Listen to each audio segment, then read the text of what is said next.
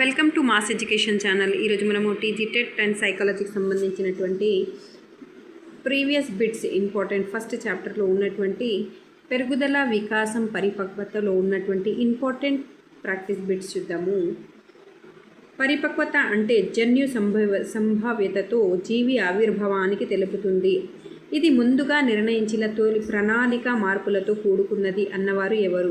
ఇక్కడ చూడండి, జన్యు అని గుర్తుపెట్టుకోండి. జీవి జన్యు గుర్తుపెట్టుకుంటే క్రైగ్ ఆన్సర్ క్రైగ్. సో చూడండి, అండర్సన్ కాదు, ఎరిక్సన్ కాదు, గెసెల్ కాదు. So Craig.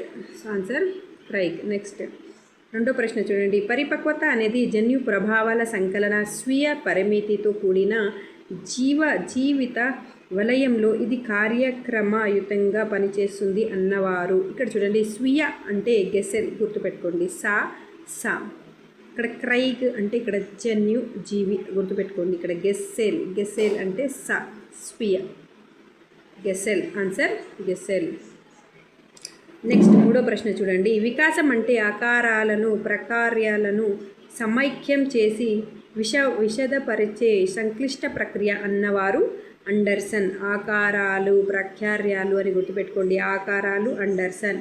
వికాసం అంటే ఆకారాలు అని వస్తే అండర్సన్. నెక్స్ట్, పుట్టినప్పుడు తల నిలపలేని శిశువు 4 నెలల వయసులో ఎలాంటి శిక్షణ లేకుండా తల నిలపడానికి గల కారణం పరిణతి. ఆన్సర్ పరిణతి.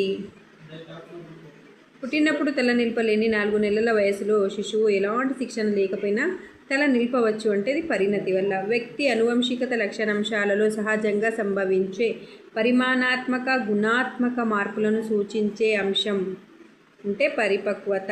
ఆన్సర్ సహజంగా వచ్చేది అంటే పరిపక్వత. జీవిలో శారీరక సంబంధమైన మూల మార్పులన్నీ దీనికి పరివర్తిస్తాయి. శారీరక అంటే పెరుగుదల, గుణాత్మకం అంటే వికాసం. సో గుణాత్మకమైన మార్పు అంటే వికాసం.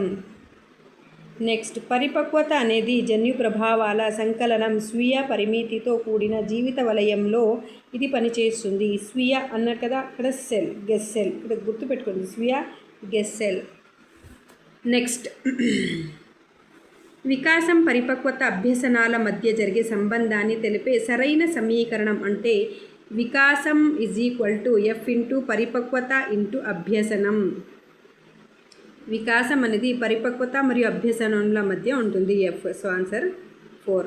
క్రింది వాటిలో పెరుగుదల లక్షణము కానిది అన్నాడు. సో పెరుగుదల అయినవి ఏంటి? ఇది పరిమాణాత్మకమైనది. పెరుగుదల పరిమాణాత్మకమైనది. ఇది వికాసంలో ఒక భాగం, అంతే కదా, వికాసంలో ఒక భాగం మాత్రమే. సో ఇది జీవితాంతం కొనసాగదు. ఇది ఇది పెరుగుదల అనేది జీవితాంతం కొనసాగదు. కౌమర దశకు వచ్చేసరికి ఆగిపోతుంది. ఇది సమగ్రమైనది. సో ఆన్సర్ ఇది సమగ్రమైనది అనేది ఆన్సర్. లక్షణం కానిది అంటే ఇది సమగ్రమైనది. సో ఎలాంటి శిక్షణ అభ్యసనం లేకుండా వ్యక్తి ప్రవర్తనలో క్రమంగా మార్పులు సంభవించే వాటిని ఈ క్రింది విధంగా పరిగణించవచ్చు. అంటే పరిపక్వత వల్ల ఏర్పడిన వికాసం. ఇక్కడ దేని వల్ల ఏర్పడుతుంది? పరిసరాల వల్ల కాదు, పెరుగుదల వల్ల కాదు, సమాజం వల్ల కాదు, పరిపక్వత వల్ల. ఎలాంటి శిక్షణ లేకుండా వస్తుంది అంటే పరిపక్వత వల్ల ఏర్పడిన వికాసం. క్రింది వాటిలో ఒకటి వికాసం యొక్క లక్షణం కాదు. సో మరి అయినది ఏంటి అంటే వికాసం అనున్నది అందరికీ ఒకే రకంగా ఉండదు. వికాసం అనేది అందరికీ వేరువేరుగా ఉంటుంది. వికాసం అనున్నది పూర్వపు అభ్యసనం మీద నిర్మితమై ఉంటుంది. కరెక్ట్. వికాసం అనున్నది జీవితాంతం కొనసాగుతుంది. కరెక్ట్. వికాసం అనున్నది వ్యక్తిగత రేటులో కొనసాగుతుంది. కరెక్ట్.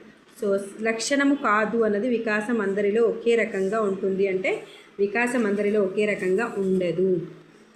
చూడండి, మరొక లాస్ట్ ప్రశ్న చూద్దాము. ఈ నియమం ప్రకారం పిల్లవాని వికాసం పైనుండి క్రిందికి అంటే శిరోపాదాభిముఖ సూత్రం ద్వారా పనిచేస్తుంది. శిరోపాదాభిముఖ సూత్రము. So answer 1. నా వీడియోస్ మీకు నచ్చినట్టయితే లైక్ చేయండి, సబ్స్క్రైబ్ చేయండి. Thank you for watching.